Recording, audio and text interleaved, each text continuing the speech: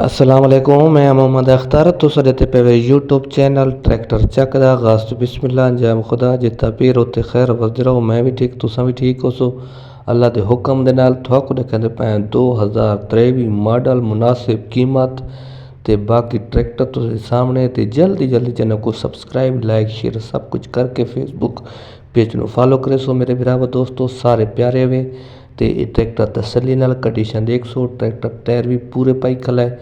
ਉਸ ਤੋਂ ਬਾਅਦ ਤੁਸੀਂ ਦੇਖ ਲਓ battery self start engine gear ਹਿੱਸੇ ਦਾ ਪੂਰਾ ਤੇ ਬਾਕੀ ਮਕੈਨੀਕਲ ਬਹੁਤ ਚੰਗਾ ਇਹ ਟਰੈਕਟਰ ਹੈ ਪੂਰਾ। ਕੀਮਤ ਨੰਬਰ ਆਲ ਪੰਜਾਬ ਦਾ ਲੱਗੋ ਇਸ ਨੰਬਰ ਦੇ ਸਾਂ ਲੋਕੇਸ਼ਨ ਦਸਾ ਦੇ ਸਾਂ ਤੇ ਕੀਮਤ ਦਸਾ ਦੇ ਸਾਂ। ਤੁਹਾਨੂੰ ਚੰਗਾ ਲੱਗੇ ਤੁਸੀਂ ਆ ਸਕਦੇ ਵੇ ਗਿਣ ਸਕਦੇ ਵੇ।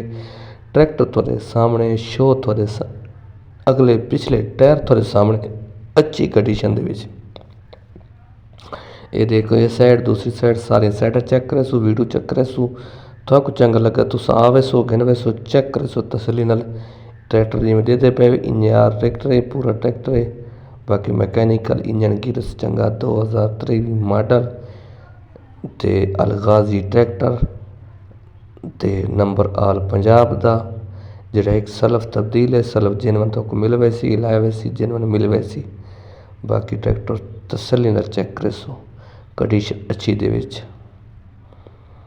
ये ट्रैक्टर तुसां तसल्ली नाल चेक करदे पे वीडियो भी चेक करा रही ना ट्रैक्टर भी चेक करे सो अच्छी कंडीशन दे भी ट्रैक्टर कीमत लोकेशन सब कुछ इस वीडियो दे विच तुहानू मिलण वाली है।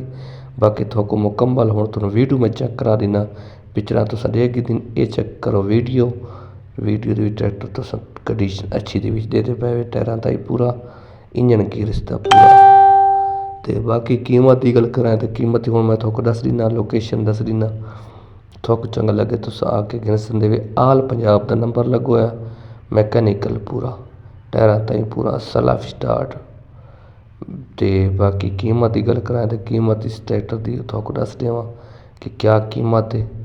बाकी कीमत ही दस दीना लोकेशन जिला बखर इलाका नवा जंडाल दे हेर फेरे खला 10-15 किलोमीटर साइड ते।